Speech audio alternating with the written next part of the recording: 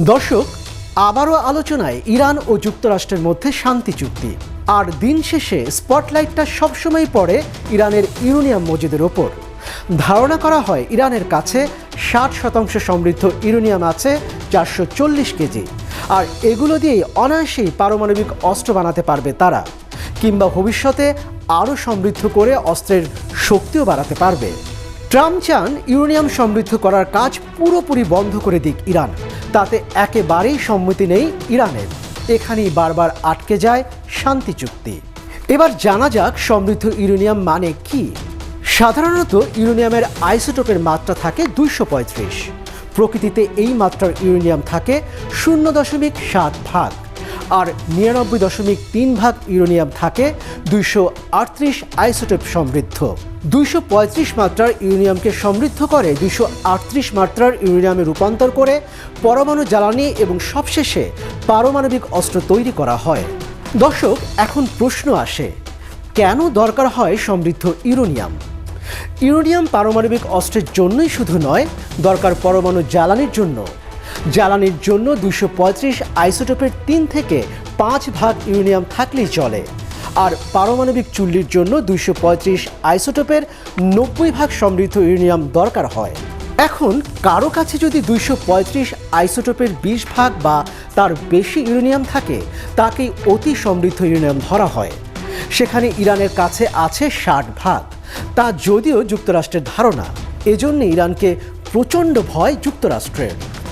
এবার আসা যাক ইউরেনিয়াম সমৃদ্ধ হবে কিভাবে। ইউরেনিয়াম সমৃদ্ধ করার বেশ কিছু পন্থা আছে। এর মধ্যে ইরান ব্যবহার করে সেন্ট্রিফিউজ। এটি একটি লম্বা টিউব, যার মধ্যে ইউরেনিয়াম রাখা হয়। কয়েকটি টিউব যোগ করে বানানো হয় ক্যাসকেড। ইউরেনিয়ামকে গ্যাসে রূপান্তর করে এসব টিউবে ভরা হয়, একে বলে হেক্সোফ্লোরাইড। এই সেন্ট্রিফিউজগুলো দ্রুত গতিতে ঘোরানো হয়। এতেই আইসোটোপ 235 থেকে আইসোটোপ 238 ইউরেনিয়াম ধীরে ধীরে আলাদা হয়ে যায়।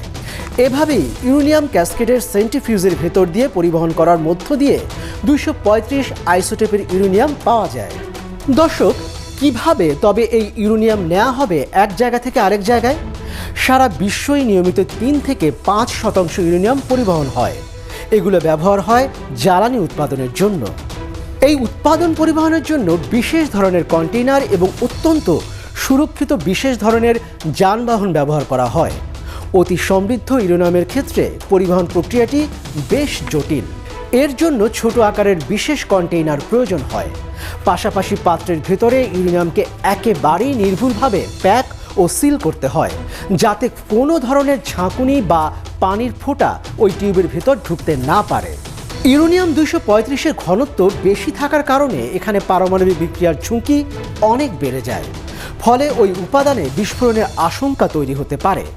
এটি পারমাণবিক অস্ত্রের বিস্ফোরণের মতো নয়, তবে এটি একটি বড় উদ্বেগের বিষয়। তাই একটি ট্রাকের পেছনে তুলে দিলেই সহজেই ইউরেনিয়াম নিয়ে যাওয়া যায় না। ইরানের সমৃদ্ধ ইউরেনিয়ামের ক্ষেত্রে আরও কিছু জটিলতা আছে। তা হলো, পৃথিবীর কেউই শতভাগ নিশ্চিত না যে উপাদানটি ঠিক কোথায় আছে বা বর্তমানে কী অবস্থায় আছে।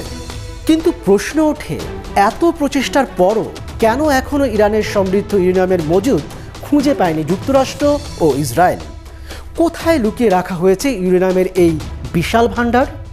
যদিও জাতিসংঘের পরমাণু সংস্থা IAEA এর প্রধান রাফায়েল গ্রসির মতে, ইরানের উচ্চ সমৃদ্ধ ইউরেনিয়ামের বড় অংশ সম্ভবত ইস্পাহান পারমাণবিক কমপ্লেক্সে রয়েছে। বিশেষজ্ঞদের মতে, বিশাল এই মজুদের একাংশ যুদ্ধের ধ্বংসস্তূপের নিচে চাপা পড়ে থাকতে পারে। সেটা উদ্ধার করা বা এর অস্তিত্ব নিশ্চিত করা খুবই কঠিন। ইরান যদি ইউরেনিয়াম খনন করে বেরও করে, সেটা থেকে যুদ্ধাস্ত্র তৈরি করতে 1 বছরেরও বেশি সময় লাগতে পারে বলে জানিয়েছে তারা। দর্শক, যদিও ইরান সবসময় দাবি করে আসছে তাদের পারমাণবিক কর্মসূচি সম্পূর্ণ শান্তিপূর্ণ ও বেসামরিক উদ্দেশ্যে পরিচালিত হচ্ছে, তবে যুক্তরাষ্ট্র ও পশ্চিমা দেশগুলোর দাবি 60% মাত্রার ইউরেনিয়াম সমৃদ্ধকরণের কোনো বেসামরিক বা বাণিজ্যিক প্রয়োজনীয়তা নেই এবং ইরান গোপনে পারমাণবিক অস্ত্র অর্জনের দোরগোড়ায় পৌঁছে গেছে, আর এজন্যই এই প্রযুক্তিগত অগ্রগতি বজায় রাখছে।